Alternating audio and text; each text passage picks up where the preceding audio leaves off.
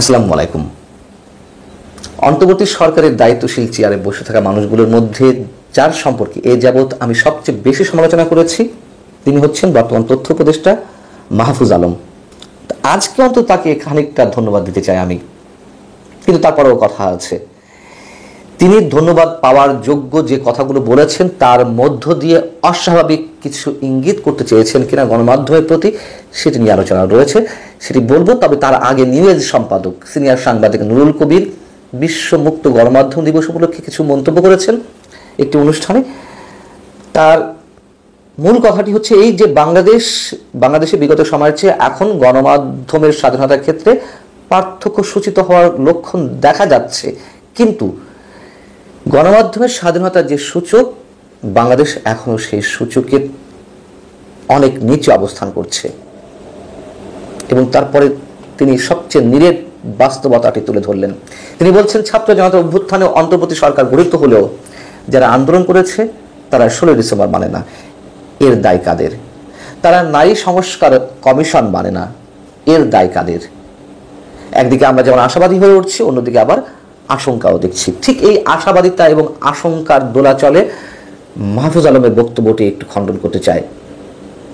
সাংবাদিকদের দায়িত্ব কী হওয়া উচিত, গণমাধ্যম কী রোল প্লে করবে, সরকার হয়তো উপলব্ধি করছে কিন্তু মানতে পারছে কিনা, পরোক্ষভাবে কোনো ধরনের থ্রেট দিয়ে রাখা হচ্ছে কিনা। মাহফুজ আলম যেখানে ধন্যবাদ পাওয়ার যোগ্য, তিনি বলছেন বাংলাদেশের মানুষ সব কিছু লিখতে পারে, সংবাদ মাধ্যমকে অবশ্যই প্রশ্ন করতে হবে। সংবাদ মাধ্যম যত বেশি প্রশ্ন করবে, রাষ্ট্রের যারা দায়িত্বশীল আছেন তারা আরও বেশি দায়িত্বশীল হবেন। সুতরাং সংবাদ মাধ্যমকে প্রশ্ন করতেই হবে, প্রশ্ন তুলতেই হবে। কিন্তু তিনি আবার বলছেন সেই প্রশ্নগুলো কতটা মেলাইন করা হলো, সৃষ্টি করা হলো, সে সম্পর্কেও সাংবাদিকদের বোধে থাকতে হবে, বিশেষ কারোর পক্ষ অবলম্বন করা যাবে না।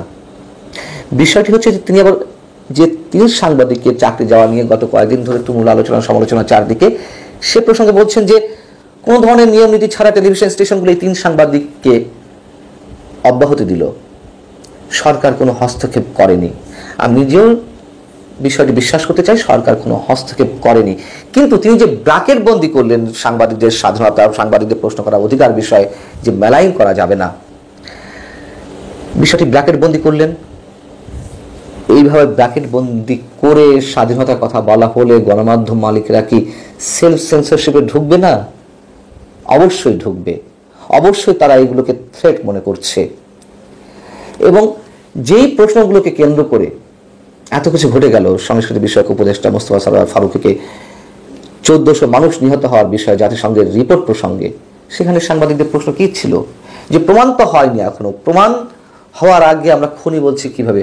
আমরা বলতে পারি হত্যার অভিযোগে অভিযুক্ত।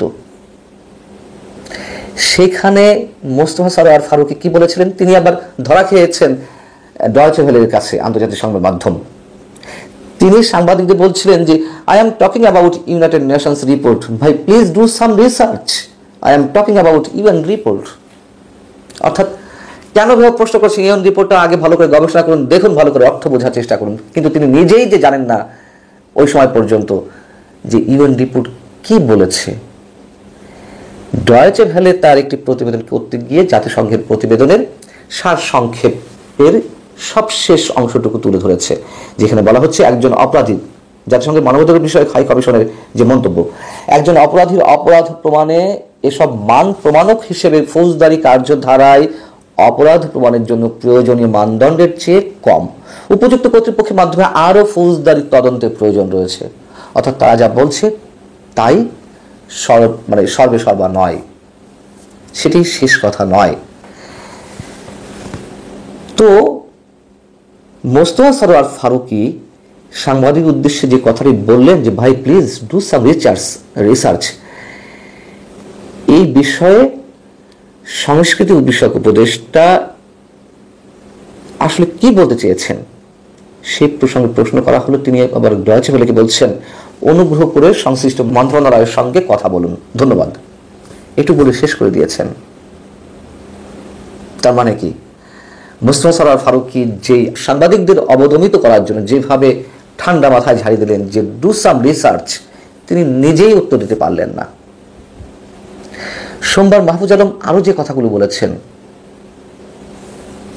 তা হচ্ছে, কয়েকটি পত্রিকা জুলাই অভ্যুত্থান লেখে না, তারা লেখে জুলাই আন্দোলন। তারা বলেন ক্ষমতার পরিবর্তনের পরবর্তী সরকার, এর মানে দাঁড়ায় এখানে 2000 মানুষ শহীদ হয়নি, একটা চক্রান্ত হয়েছিল, সেখানে হাসিনাকে উৎখাত করা হয়েছে, সংবাদ মাধ্যম এটা করতে পারে না। কি লিখতে হবে কি লিখতে হবে না, সংবাদ মাধ্যমের নীতিমালা কি, বিশেষ বিশেষ শব্দ চয়নও যদি ঠিক করে দেওয়া হয় সরকারের পক্ষ থেকে, তাহলে সেই সংবাদ মাধ্যম স্বাধীনভাবে কাজ করবে কিভাবে? মাহফুজ আলম বলছেন এসব সংবাদ মাধ্যম বন্ধ করা হয়নি, হুমকি সুরে বলছেন আপনারা লেখেন, জনগণ আপনাদের দেখে নেবে, শহীদ ফ্যামিলিও আপনাদের দেখে নেবে, আপনাদের সাহস হয় কিভাবে এইভাবে লেখা হচ্ছে। ধন্যবাদ দিতে গিয়ে আটকে গেলাম খানিকটা। জনগণ দেখে নেবে, শহীদ ফ্যামিলির সদস্যরা দেখে নেবে, তার মানে কি বিভিন্ন পর্যায় থেকে যে মব ক্রিয়েট করা হচ্ছে সেই মবের শিকার হতে পারে গণমাধ্যমগুলো, তাই তো তিনি বলতে চাচ্ছেন। এবং তিনি বলছেন যে আপনারা ফ্যাসিবাদের পক্ষে সম্মতি উৎপাদন করেন না, পরোক্ষ কিংবা প্রত্যক্ষ হুমকি। এবং মজার কথা কি, যে ফ্যাসিবাদ ফ্যাসিবাদ বলে মুখে ফেনা তুলে ফেলা হচ্ছে, সেই ফ্যাসিবাদের দোসর, সেই হাসিনা সরকারের সবচেয়ে চাটুকার ব্যবসায়ী বসুন্ধরা গ্রুপের টাকা খেয়ে, বসুন্ধরা গ্রুপের চেয়ারম্যান শাহ আলম সোবহান সাহেবের মুখে কেক খাইয়ে দিয়ে সিনিয়র সাংবাদিক শফিক রহমান যে ভয়ঙ্করভাবে তার দালালি করলেন জায়দিন পত্রিকাটি আবারও বের করার জন্য তার কাছ থেকে মোটা অঙ্কের টাকা নিয়ে, সেই শফিক রহমান মাহফুজ আলমের ওই বক্তব্যের দিন তার পাশেই বসা ছিলেন। কি অদ্ভুত চরিত্র আমাদের, কি অদ্ভুত ইতিহাসের পুনরাবৃত্তি। ফ্যাসিবাদের দোসরদের টাকা খেয়ে পত্রিকা আবার চালু করবেন, সেই মানুষদেরকে আবার পাশে নিয়ে তিনি ফ্যাসিবাদের বিরুদ্ধে কথা বলছেন। সত্যিই সেলুকাস বিচিত্রই দেশ, আলেকজান্ডারের সেই অমর বাণী। আল্লাহ হাফিজ, ভালো থাকুন সবাই।